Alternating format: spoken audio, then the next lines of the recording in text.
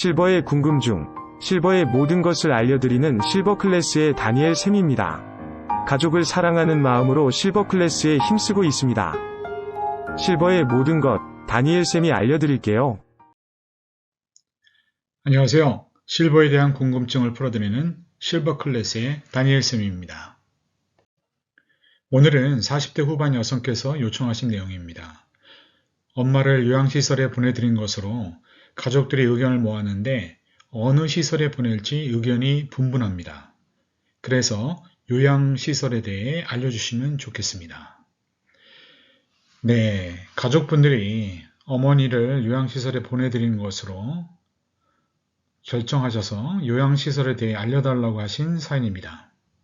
먼저 어머니의 현재 요양보호 등급에 따라서 갈 수 있는 요양시설로 분류된다는 점 먼저 말씀드리고 싶습니다. 그래서 우리나라의 노인복지시설은 어떤 종류가 있는지 한번 알아보도록 하겠습니다. 노인복지시설은 간단하게 말씀드리면 가정에서 적절한 보호를 받을 수 없는 만성질환 노인, 거동불능 노인, 치매 노인 등의 장기 요양 보호 노인을 보호하는 시설이라 보면 되겠습니다. 노인복지시설은 시설의 유형에 따라서 크게 4가지로 분류가 되겠습니다. 첫 번째, 노인주거복지시설이 있습니다. 두 번째, 노인의료복지시설이 있습니다. 세 번째, 노인여가복지시설이 있고요. 네 번째, 재가노인복지시설이 있습니다. 노인주거복지시설은 크게 양로시설, 두 번째, 노인공동생활가정, 세 번째, 노인복지주택이 있습니다. 오늘 우리가 함께 논의할 것은 뭐냐면요. 바로 노인의료복지시설 중에서 노인요양시설이라 보면 되겠습니다. 이 노인요양보호시설은요. 노인복지법 제34조에 의거하면 다음과 같습니다. 그러니까 치매, 중풍 등 노인성 질환 등으로 심신에 상당한 장애가 발생을 해서 도움을 필요로 한 노인을 입소시켜 급식, 요양과 그 밖에 일상생활에 필요한 편의를 제공함을 목적으로 하는 시설이라 보면 되겠습니다. 참고로 이 노인여가복지시설에는 크게 노인복지관, 경로당, 그다음에 노인교실이 있고요. 그리고 재가노인복지시설로는 방문요양 서비스, 방문 목욕 서비스와 같은 서비스가 있다고 보면 되겠습니다. 자, 이제 장기 요양 등급에 대해서 알아보겠습니다. 이 장기 요양 등급은 65세 이상 노인 혹은 65세 미만이라도 치매, 중풍 등의 노인성 질환을 가지신 분들은 해당이 됩니다. 자, 이런 분들이 6개월 이상 돌봄이 필요한 사항이 되면 국가에서 인정조사 과정을 통해서 장기 요양 인정 점수를 산출해 줍니다. 이 산출한 값을 통해서 요양 등급을 결정해 주는 거죠. 그래서 이를 기반으로 해서 다양한 돌봄 서비스를 제공받게 됩니다. 요양 등급은 크게 6등급으로 나누면 되겠습니다. 자, 등급은 이렇게 1등급에서 6등급으로 나눠지게 됩니다. 먼저 95점 이상 분들이 1등급을 받게 되는데요. 이런 분들은 일상생활을 다른 사람에게 전적으로 의지하는 아마도 거의 침대에 누워서 생활하시는 분들이 1등급을 받게 됩니다. 그리고 인정 점수가 75점에서 95점 미만이신 분들이 2등급, 그리고 60점에서 75점 미만인 분들이 3등급, 이런 식으로 등급이 나눠지게 됩니다. 그런데 여기서 중요한 것은 1등급과 2등급만이 바로 시설 서비스, 즉 요양원을 사용할 수가 있겠습니다. 나머지 3등급부터 4등급, 5등급, 6등급은 사실은 이용이 불가합니다. 그래서 1, 2등급을 제외하고 나머지 3등급부터 그 이하의 등급인 분들은 집에서 요양보호사가 찾아오는 재가 서비스 이용만 가능합니다. 그런데 장기 요양보험이라는 것이 아무래도 한정된 자원으로 운영하다 보니까요. 노인이 집에서 지내기에는 충분한 돌봄을 제공하지 못하는 경우가 많습니다. 가령 이렇게 1, 2등급을 받은 분들이 제가 서비스 월 한도를 보시게 되면 1등급이 167만 2천원, 2등급이 148만 6,800원입니다. 자, 이 정도 수준인데요. 이 비용은 최대 약 4시간 정도의 도움만 받을 수 있는 수준입니다. 더군다나 이 중에서 15%는 본인 부담금으로 지불을 해줘야 됩니다. 하지만 이러한 1, 2등급 분들은 사실상 24시간, 그렇죠. 어찌 보면 24시간 돌봄이 필요하신 분들이 많습니다. 보건복지부에서 2019년도 장기요양 실태조사를 했는데요. 이때 47%가 재가 서비스 시간이 부족하다고 느끼고 있었다고 합니다. 자, 상황이 이렇게 되다 보니까요. 자, 1, 2등급을 받으신 분들 중에서 집에서 지내고 싶지만 결국은 요양원을 선택하는 경우가 많이 있습니다. 요양원은 하루에 약 6만 원에서 6만 5천 원 사이의 비용이 듭니다. 여기서 우리가 20%가 본인 부담이니까요. 약 월 40만 원 정도 지불하게 되면 24시간 돌봄을 받을 수 있습니다. 요양보호사가 노인들 여러 명을 돌보는 형태로 만약에 추가 비용을 지불하지 않는다면 보통 노인 3, 4명 정도 이상이 한 방에서 공동 생활을 하게 됩니다. 여기서 개인이 부담하는 비용은 비보험인 식비, 그리고 이미용 비용 등을 포함해서 대략 한 65만 원에서 80만 원 정도 보면 되겠습니다. 그리고 3, 4등급인 경우에는요. 최대 이렇게 3시간 정도의 재가 서비스가 가능합니다. 이분들은 특별한 사유가 아니고는 요양원에 갈 수가 없습니다. 결국 가족이 경제활동을 하려면 보험 혜택이 없는 추가적인 간병비가 들어가니까 이러한 틈을 요양병원이 바로 채우고 있다고 보면 되겠습니다. 즉 등급 외에 판정을 받았거나 3등급에서 5등급을 받았지만 돌봄의 필요가 여전히 있다고 보는 경우에 차선책으로 요양병원을 찾게 됩니다. 요양병원은 원칙상으로는 질병치료나 재활을 목표로 합니다. 자, 그래서 건강보험에 의해 비용이 보조가 되는 겁니다. 그렇지만 요양원처럼 입원을 위한 특별한 조건이 있는 것이 아니라서 꽝 대신 닭처럼 요양병원에 입원하기도 합니다. 이제 현실에 대해서 어느 정도 이해를 하셨다고 보고 오늘의 사연을 토대로 해서 본격적으로 한번 논의를 한번 해보죠. 바로 돌봄이 필요한 우리 부모님에게 요양원이나 요양병원과 같은 요양시설이 나을까? 아니면 집이 나을까? 라는 것입니다. 물론 재정적인 여유가 충분하면 비싼 비용을 지불하고 고급스러운 시설에서 맞춤형 돌봄을 제공하는 시설에서 지내는 선택지가 있습니다. 하지만 이 영상에서는 좀 더 일반적인 형태를 가지고 함께 살펴보도록 하겠습니다. 돌봄이 필요한 부모님을 모시는데 어디가 나을까요? 집인가요? 아니면 요양시설인가요? 우리는 일부 요양원의 실태를 보여주는 기사를 접하게 됩니다. 때로는 생애 마지막 단계에서 어느 노인분들은 군대처럼 아침 6시에 일어나야 되기도 하고요. 또 기저귀를 가는 정해진 시간까지는 또 변을 보아도 또 기다려야 되기도 합니다. 결국 요양원이라는 것이 처한 현실이 녹록치가 않다는 것입니다.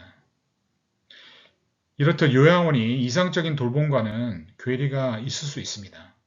그렇지만 꼭 집이 더 나은 것일까요? 만약에 돌보는 분들이거나 또 거주지의 상황이 열악하다면 부족하나마 이런 요양시설이 더 나을 수도 있습니다.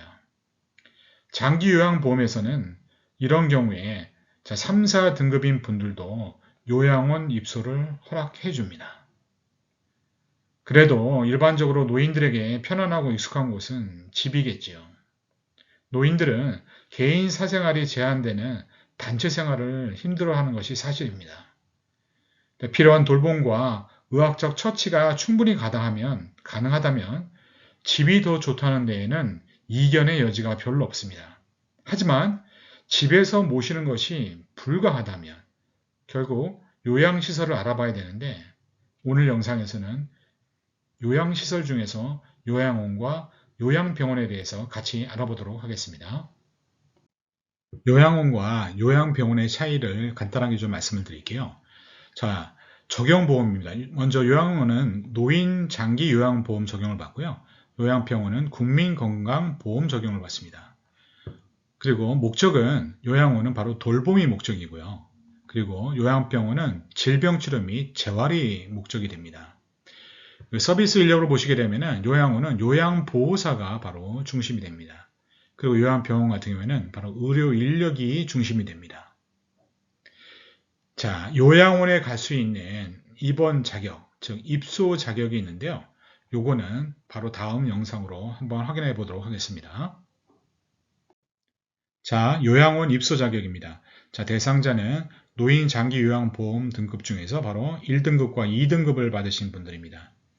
대상자는 대부분 중풍, 그리고 뇌경색, 편마비, 그리고 파킨슨, 그리고 알츠하이머 등 치매를 받으신 분들이 대상자가 되겠습니다.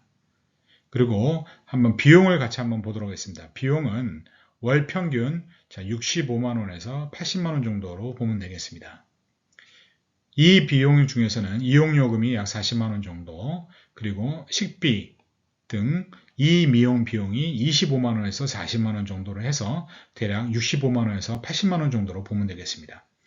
서비스 인력을 보시게 되면 바로 요양보호사가 중심이 됩니다. 요양원은 노인의 권리보호 윤리강령이라는 게 있습니다. 그래서 이거를 지켜야 합니다. 하지만 모든 요양원이 이것을 지킨다고 보기는 어렵습니다. 따라서 보호자들께서는 반드시 이것을 확인해 주셔야 합니다. 자, 요양원 선택 주의사항입니다. 첫 번째, 요양원 평가 등급을 확인하는 것입니다. 등급은 곧 운영의 투명성을 얘기하는 겁니다. 요양원 중에서는요, 금액 지출이 투명하지 않은 시설이라면 입소에 부적합한 시설임을 의심할 수가 있겠습니다. 자, 이 요양원 평가 등급을 확인하는 방법이 있는데요. 먼저 국립의 경우입니다. 이 국립의 경우에는 건강보험공단에서 정기평가라는 것을 하게 됩니다. 그래서 이 정기평가를 통해서 바로 등급을 확인할 수가 있겠습니다. 물론 사람이 평가하는 방법이니까 평가 결과만으로는 요양원 전체를 평가하는 것은 무리가 있을 수 있지만 만약에 국립인 경우에 C등급을 받았다고 한다면 이 C등급은 상대적으로 낮은 등급이라 보면 되겠습니다. 그리고 사립요양원입니다. 자, 사립요양원은 2012년도부터 회계자료를 사회복지정보시스템이라는 곳을 통해서 투명하게 공개해야 합니다. 그리고 주기적으로 회계 감사도 받고 있습니다. 따라서 여러분들이 요양원을 선택 시에는 바로 이 평가 등급을 확인하는 것입니다. 자, 두 번째, 프로그램 구성입니다. 즉, 노인을 위한 프로그램이 구성만 갖춰 놓은 것인지 아니면 노인에게 적합한 구성인지 확인해 보셔야 된다는 겁니다. 자, 요양원의 시설은 잘 배치가 되어 있는지, 그리고 시설 구조는 적합한 것인지, 그리고 시설 직원 근무표는 잘 되어 있는지, 그리고 입소자 숫자를 한번 확인해 보시면 좋을 것 같습니다.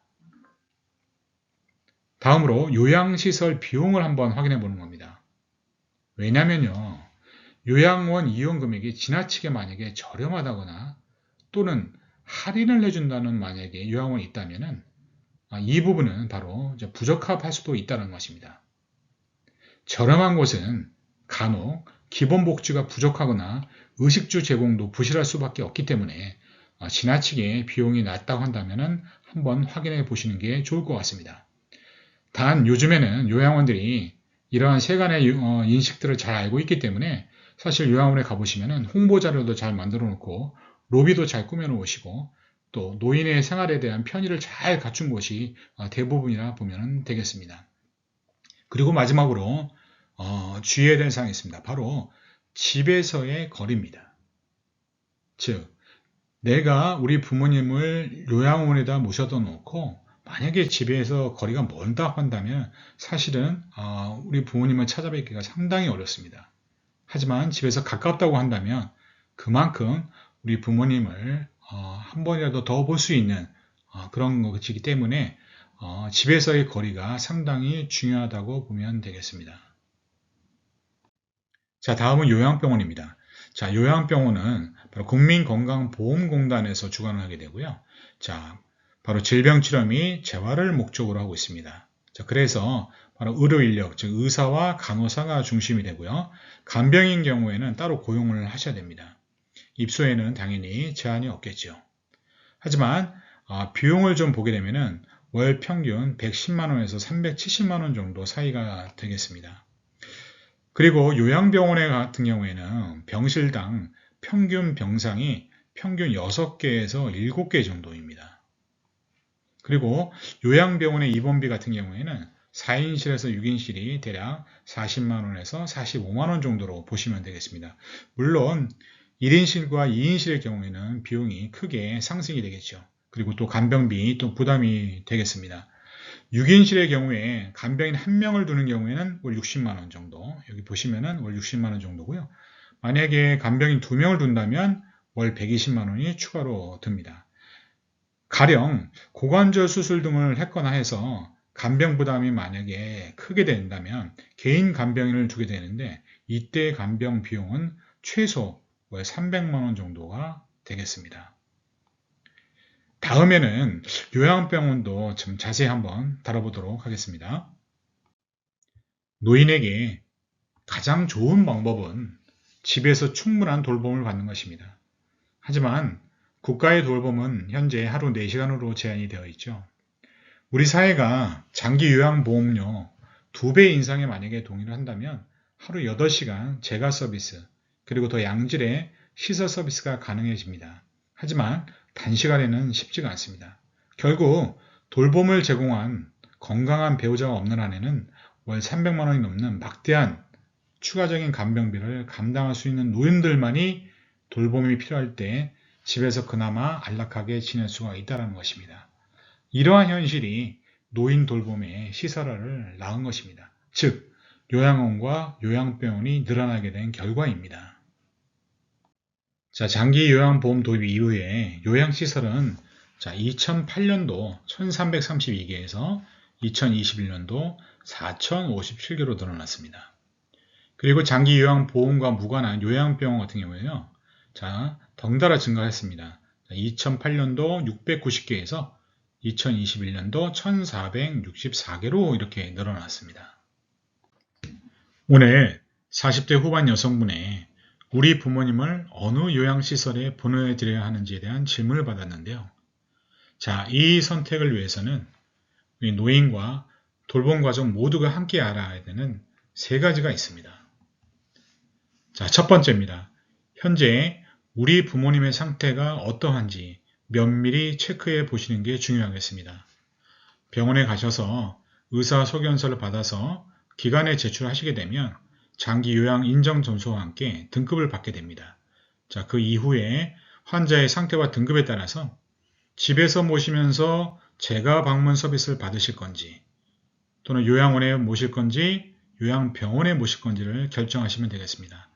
만약에 재가 방문 서비스보다는 그 이상의 시간을 케어 받으셔야 되는 상황이라면 요양 등급과 재정 조건에 맞추어서 요양원 또는 요양병원에 입소하는 것을 추천드립니다. 자, 마지막으로 재정 및 환경 조건 등을 잘 체크하셔서 내가 선택한 부분이 문제가 없도록 해야 할 것입니다. 늘 말씀드리지만 모든 결정은 혼자 하지 마시고요. 가족분들과 의견을 충분히 나누어 후회 없는 선택이 되어야 할 것입니다. 자, 그러면 다음 시간에는 요양원과 요양병원의 입소 절차와 서류 등에 대해서 한번 같이 알아보도록 하겠습니다. 자, 시간을 내어 시청해 주신 분들 감사합니다. 지금까지 실버의 궁금증을 풀어드리는 다니엘 쌤이었습니다. 우리 모두 사랑합시다.